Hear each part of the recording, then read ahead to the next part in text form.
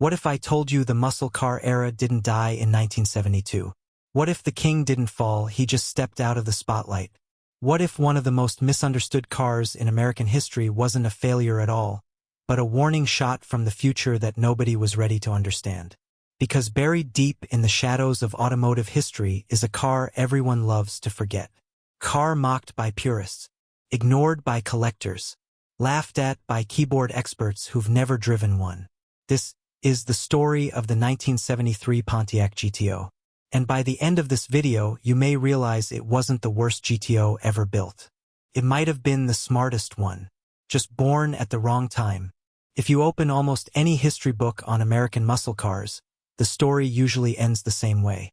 The pages slow down, the ink fades, and somewhere around 1971 or 1972, the narrative quietly gives up. Fuel crises, emissions regulations, insurance companies that suddenly decided horsepower was a criminal offense. The popular belief is simple. The golden age died the moment compression ratios dropped. And on paper, that argument makes perfect sense. By the early 1970s, muscle cars looked bloated, sounded muted, and moved slower than their legendary predecessors. The raw, unapologetic brutality of the late 60s was gone. The street races faded. The posters came down. And enthusiasts understandably walked away. But history has a dangerous habit of oversimplifying things. Because when you actually look closer, when you stop staring at quarter-mile times and glossy magazine headlines, you realize something uncomfortable. The king didn't die in 1972. The Pontiac GTO, the very car that ignited the muscle car wars back in 1964, was still alive, still being built, still fighting, just not in the way people wanted it to. This isn't a story about the birth of the muscle car. This isn't about tire-shredding insanity or high school parking lot legends. This is the story of the hangover, the aftermath, the uncomfortable morning after the party ended, when reality showed up uninvited. This is the story of the 1973 Pontiac GTO, a car history almost completely erased, a car stranded in the uncanny valley of muscle car heritage. Too new to be a golden era classic, too misunderstood to be loved, and dismissing it might be one of the biggest mistakes enthusiasts ever made. To understand the 1973 GTO, you first have to understand just how hostile the world had become. By 1973, the American automotive landscape was changing violently, and none of it favored performance. The rules had changed, the priorities had shifted, and the government had stepped into the design studio. Washington had effectively declared war on style. New federal safety regulations demanded 5 miles per hour bumpers that could survive impacts without damage. Sounds harmless until you realize what that meant in the real world. Designers were forced to bolt massive steel beams onto cars that were never designed to carry them. Slim chrome bumpers died overnight. Elegant lines were interrupted. Proportions were destroyed. And weight exploded. At the same time, the EPA tightened its grip on emissions. High-octane leaded fuel? Gone. Unleaded gasoline became the standard. And engines that once thrived on compression suddenly couldn't breathe. Compression ratios dropped like a guillotine. Camshafts were softened. Ignition timing was pulled back. Smog pumps strangled airflow. Engines weren't just detuned. They were suffocating. And in the middle of this chaos, while most manufacturers were panicking, General Motors made a bold, expensive, and deeply misunderstood decision. They didn't tweak the old platform. They didn't patch things up and hope nobody noticed. They started over. 1973 marked the beginning of GM's Colonnade era, a complete ground-up redesign of the A-body platform. Chevelle, Cutlass, Lemons, and yes, the GTO. Visually, the change was shocking. Gone were the flowing Coke bottle curves that defined the late 60s. In their place stood formal rooflines, upright proportions, thick pillars, massive glass areas. Some trims even featured opera windows, a design choice that screamed personal luxury, not quarter-mile dominance. Park a 1973 model next to a 1972, and they look like they're from different decades, different philosophies, different customers, different worlds. The 1973 was heavier, visually denser, more serious. more grown up. Inside, it felt less like a cockpit and more like an executive office on wheels. Plush seats, soft materials, sound insulation everywhere. And here's the part people forget. The public actually loved it. Colonnade cars sold in massive numbers. They filled suburban driveways. They dominated American roads. But the GTO? The GTO was a ghost. By 1973, the GTO wasn't even its own standalone model anymore. It had been demoted, reduced to an option package on the Pontiac Lemons. A legend hiding in an order guide. A famous name whispered instead of shouted. Pontiac built only 4,806 GTOs that year. Let that number sink in. In 1969, Pontiac sold nearly 72,000 GTOs. 4 years later, fewer than 5,000. Statistically, spotting a real 1973 GTO today is harder than seeing many modern supercars. And yet, almost nobody talks about it. Why?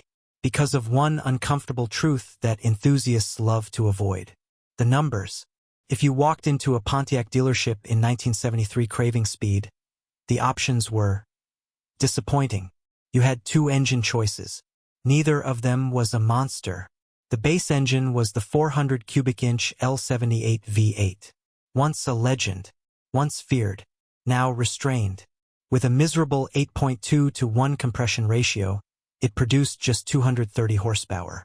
Yes, this was during the industry's switch from SAE gross to SAE net ratings, which made numbers look worse on paper. But even with that context, the reality didn't change. Nearly 2 tons of car. 230 horses.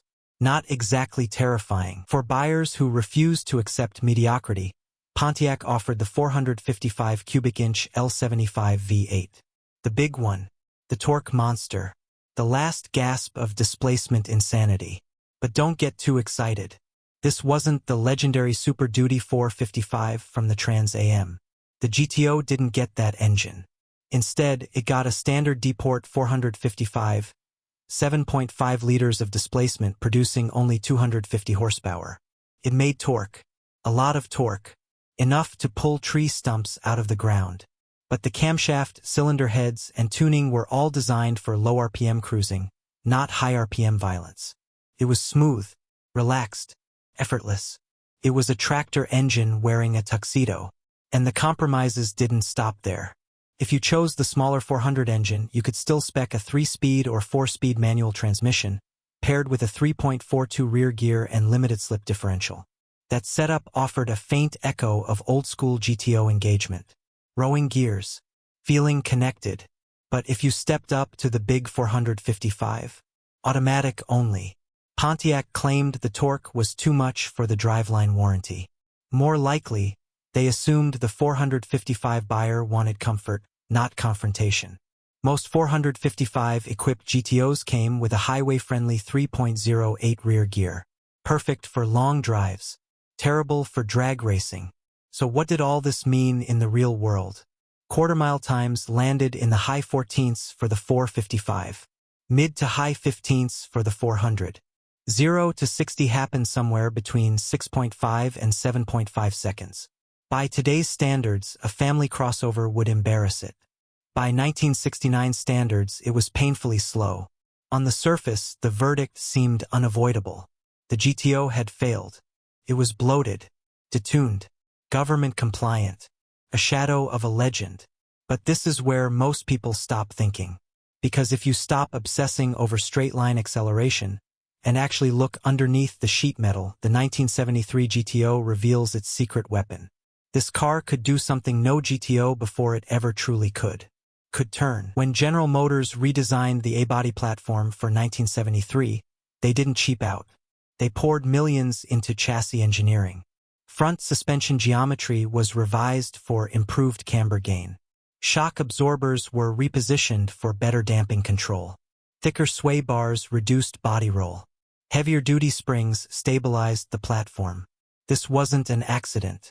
It was intentional. The result was a revelation. Earlier GTOs were rockets strapped to shopping carts. Explosive in a straight line, but terrifying the moment the road bent. The 1973 GTO was different. It was planted. Predictable. balanced. It had actual steering feel, real feedback through the wheel, confidence at speed. With standard power front disc brakes and improved rear drums, it finally felt like a car you could drive, not just survive. For the first time, the GTO behaved like a genuine grand touring machine. And here lies the greatest irony of all. Just as the engines were being strangled, the rest of the car became better than it had ever been. This was the right car built at the worst possible moment. If this chassis had existed in 1970, paired with high-compression monsters, it might have been the greatest muscle car ever made. Instead, it arrived during the hangover. And that's exactly why it matters today. The collector market is irrational. People pay six figures for rough-riding 1969 models. Cars that are loud, twitchy, and exhausting after 20 minutes behind the wheel. Meanwhile, the 1973 GTO, rarer than almost all of them, is ignored. Only 4,806 built. Fewer than 500 with the 455. A true unicorn hiding in plain sight. And yet, you can still find solid examples around $25,000. For the price of a used economy car, you get a rare piece of muscle car history. A massive big block V8, real comfort, real handling, and something no clone can ever replicate: authentic obscurity. This isn't a car for spec sheet warriors. It's a car for drivers, for people who actually want to use their classics instead of worship them from behind ropes. The 1973 Pontiac GTO isn't a failure. It's a misunderstood evolution. It didn't scream. It adapted. And while history turned its back on it, time might finally be on its side. Because legends don't always die. Sometimes, they just wait for people smart enough to understand them. If this story changed how you see forgotten muscle cars, tap that like button. If you think some legends deserve a second look, let me know in the comments. And if you don't want history rewritten without you, make sure you're subscribed.